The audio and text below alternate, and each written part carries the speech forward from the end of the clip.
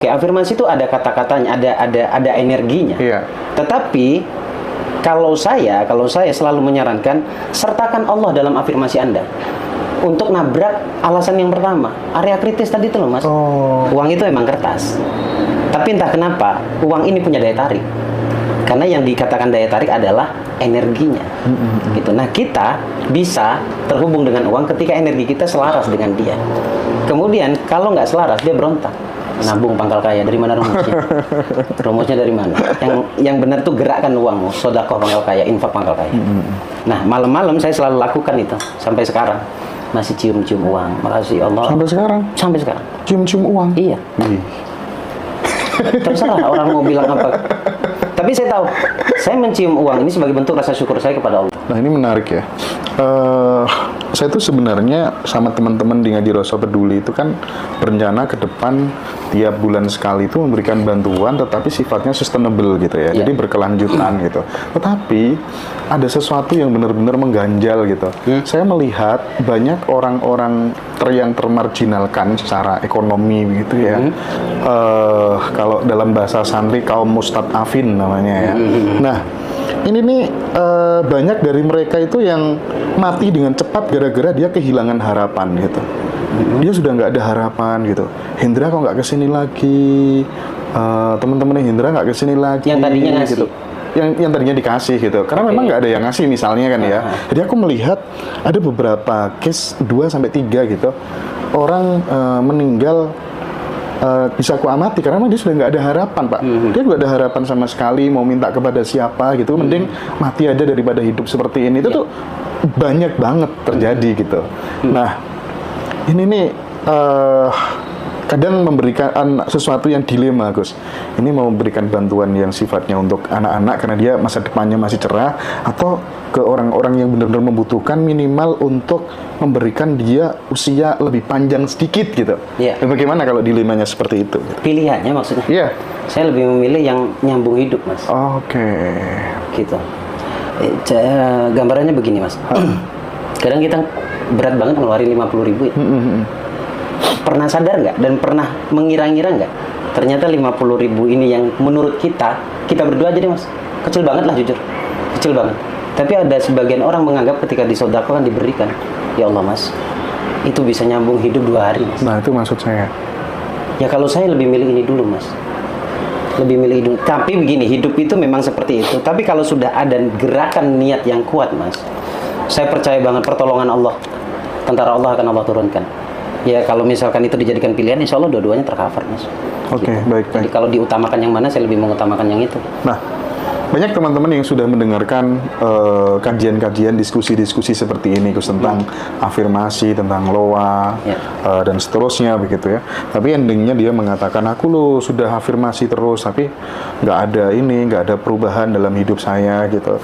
Sementara teman-teman yang lain yang kesadarannya berubah, hidupnya berubah gitu, karena awareness before change gitu kan. Jadi sebenarnya kesadaran itu pure dia given, takdir dari Tuhan, atau pure diusahakan oleh manusia. Dengan bahasa lain, manusia tuh menulis jalan hidupnya sendiri 100%, ataukah manusia menulis jalan hidupnya sendiri sebatas yang diizinkan oleh Tuhan gitu. Allah yang bilang Mas, innallaha la yughayyiru ma biqaumin hatta yughayyiru ma bi anfusihim. Allah tidak akan merubah nasib kita kalau bukan kita dulu. Ada kata dulunya ya. Kalau bukan kita dulu. Artinya ada kerjasama Mas. Kolaborasi Mas. Antara hamba dengan sang pencipta. Iya. Baik dan buruknya itu menurut saya, hemat saya, beberapa kajian juga mengatakan, ya memang karenamu. Kan Allah sudah bilang, sudah katakan bahwa aku bagaimana sangka hambaku, ana inda dzanni abdi bi. Kalian yang menyangka, saya yang menghidangkan.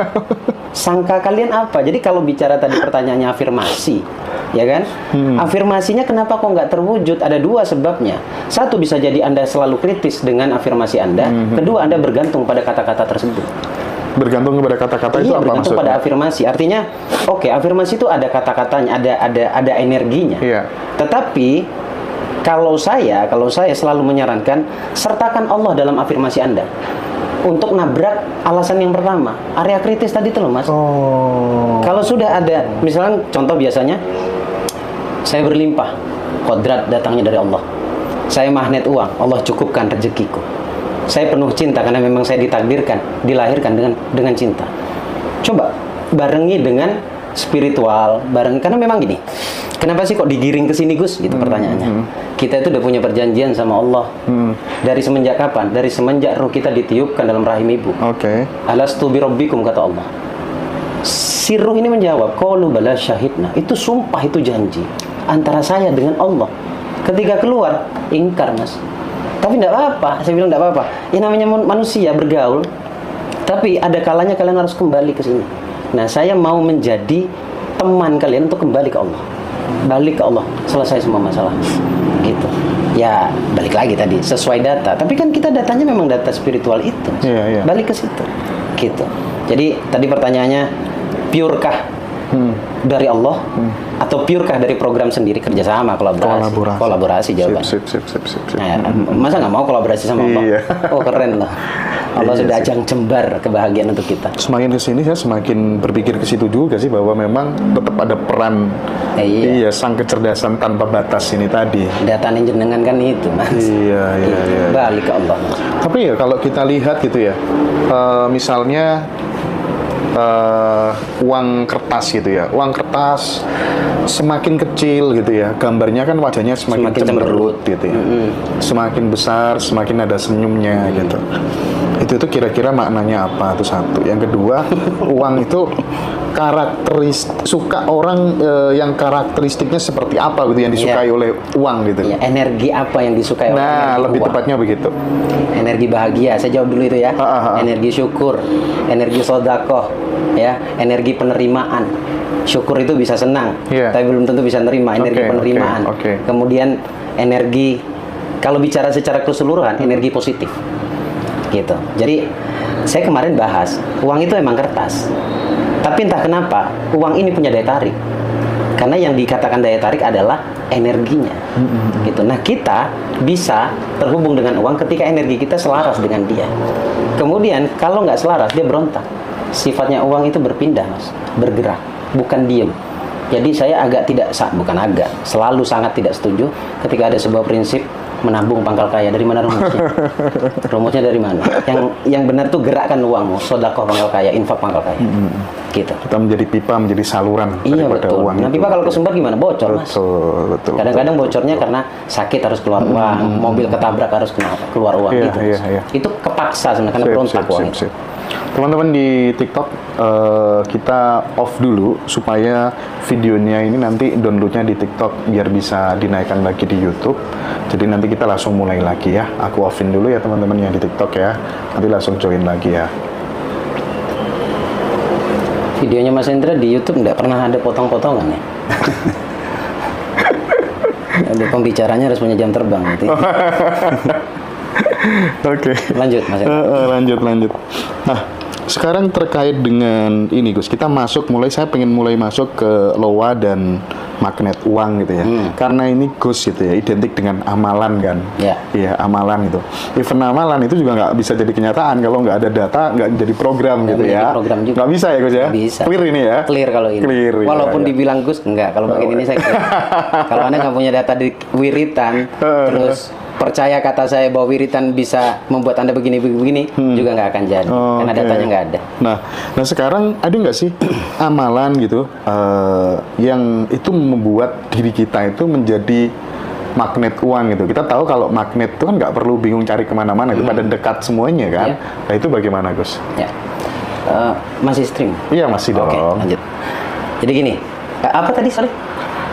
Amalan yang menjadikan kita itu menjadi magnet uang gitu, nggak perlu effort yang berlebihan gitu. Karena tadi lari ke data Mas ya. Tugas saya adalah mengisi data teman-teman. Saya isi dulu.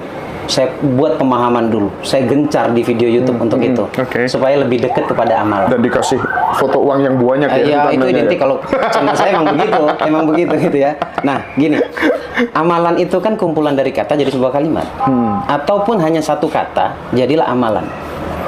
Amalan tuh nggak ngabulin apa-apa. Tujuan amalan itu untuk memperbaiki yang di sini. Contoh, kalau amalannya misalkan ya Allah, ya Hanan, ya Manan, ya Fattahu, ya Razak, ya Ghani. Itu semua kan positif tuh. Ada uangnya lagi, ada rezekinya lagi, ada kayanya lagi. Ketika itu terus diulang-ulang, baliknya ke sini, Mas. Baliknya ke hati. Jadi tujuannya yang tadinya hatinya nggak believe ke Allah, dengan wiritan itu supaya yakin ke Allah, bukan yakin pada amalannya. Oke. Gitu. Nah, bisa nggak gitu? Bisa, Mas. Bisa. Tapi butuh figur otoritas. Oke. Butuh seorang pembimbing, bukan guru. Kalau guru tuh bertanya dijawab. Kalau guru itu cuma menyampaikan materinya ini. Tapi kalau pembimbing beda, Mas. Gitu. Coach, mentor itu beda. Nah, amalannya apa dong biar kita bisa jadi magnet uang gitu? Pertama, amalkan, ahlikan waqiah. Waqiah. Waqiah. Ba'da isya atau tahajud, habis itu ba'da subuh. Waqiah itu yang gimana sih? Saya lupa ini. Idza waqa'ati. Oh, idza waqa'atil waqi'ah gitu ya. Kayak gitu. Dan Berapa kali sekali? Sekali aja nggak apa-apa. Setelah subuh. Iya, yang terpenting itu kan istiqomahnya. Oke. Yang terpenting istiqomahnya, bukan berapa banyak. Nah, ini uniknya di RKD, Mas. Di RKD itu kalau teman-teman masih bingung, RKD itu apa sih Mas Hendra gitu kan? Rahasia keajaiban doa. Oke, rahasia Dan keajaiban itu bukan doa. dari saya, itu dari guru, dari kiai. Dari dulu ada Nabi Khidir, bukan? Bukan. Oh, bukan ya. Kiai bukan nabi. Kiai. Bukan. Gitu. Karena basic hipnosis itu kalau diajak ngobrol begitu suka ketawa, Mas ya. Gitu. Jadi amalannya apa? Waqiah. Waqiah. Terus yang kedua, perbanyak baca la ilaha illa anta dulu untuk memancing keajaiban dan La kesadaran. ilaha illa anta subhanaka inni kuntu minadh dhalimin. Baru yang terakhir, ya Allah, ya Rahman, ya Rahim, ya Hanan, ya Manan, ya Fattahu, ya Razak, ya Ghani, ya Mughni. Bilang. Ya Allah, ya Rahman, ya Rahim, ya Allah, ya Rahman, ya Rahim, ya Hanan, ya Manan, ya Hanan, ya Manan, ya Fattah, ya Ghani, ya Razak, ya Ghani, ya Fattah, ya Razak, ya Ghani, ya Mughni. ya Mughni. Mughni. Pokoknya sih suke-suke gitu. Iya, bab sugih. Enggak apa-apa, itu kan sifat Allah yang boleh kita pinjam. Gitu. Karena kita kan menurut pemahaman spiritual universal, kita ini percikan. Oke. Ya kan? Kita ini percikan Gusti Allah itu sendiri. Sip. Artinya ada sifat-sifat Allah yang tertanam dalam diri kita. Tapi satu yang jangan dipakai, itu pakaiannya Allah. Al-Mutakabbir. Jangan sombong. Jangan angkuh. Jangan jumawa. Gitu. Kalau amalan ini dibaca sama orang yang menyembah Yesus, orang yang misalnya dia Buddhis gitu tuh, ketika kemudian itu bisa menjadi program dalam otaknya, bisa kejadian nggak? Kalau di program, jadi ceritanya kalau ini dibuat atau menjadi eksperimen, bisa apa enggak? Kalau di program bisa. Bisa. Bisa. Oke. Tapi untuk memprogram dia menjadi yakin akan spiritual dalam Islam begitu kan itu yang repot. Spiritual dan ritual nggak connect kan ya? Kalau ditanya bisa apa enggak, bisa. Cuma yang berat adalah programnya. Kamu tuh minta diulang terus. Nanti aja tonton di YouTube lah ya. Tonton di YouTube nanti ya. Dalam waktu dekat lah ya. Silakan ditonton di YouTube aja nanti. Oke deh. Amalan agar jadi magnet uang gitu. Nah, sekarang gini ya. Saya tuh dulu pernah punya cewek gitu kan. Dia kuliah di di salah satu perguruan tinggi gitulah ya, kesehatan gitu ya. Terus kemudian saya pas lagi emosi gitu kan, saya pas lagi emosi dan kemudian dapat kabar kan, ini keluar sama cowok lain gitu misalnya. Waktu itu terus saya langsung menyala gitu, menyala bangku gitu kan. Saya langsung ambil satu butir batu kerikil gitu ya. Terus kemudian saya sholat gitu, saya bacakan kullu syai'in halikun illa wajhah gitu kan. Kalau nggak salah itu 1000 kali sih. Saya tiup kan, ijazah sih. Terus saya tiup, saya langsung bawa tuh motoran malam-malam gitu kan di kosnya kan. Kosnya jauh banget gitu kan. Butuh waktu 1 jam menempuhnya. Saya lempar ke kos-kosannya gitu. Dia dalam waktu dekat pokoknya kamu pokoknya saya sakit hati kan ya, sakit hati. Nggak sampai seminggu tuh si anak ini dikeluarin di kampusnya, drop out dan pindah ke kampus saya gitu ya, dan minta balikan lagi gitu ya. Kita balikan 3 hari, setelah itu gantian saya yang putus gitu kan.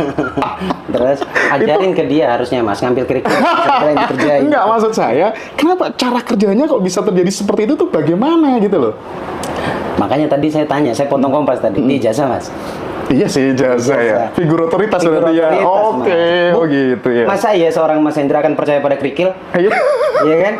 Apa kekuatannya apa kerikil itu nggak ada. Bener, Mas Hendra menggunakan wasilah atau benda ini dijadikan jalan karena memang mungkin pesan figur otoritas dijadikan jalan, akhirnya Mas Hendra punya keyakinan di situ. Se-ekstrim itu ya Gus ya? Ya iya, kalau bicara keyakinan. Bahkan suatu hari gitu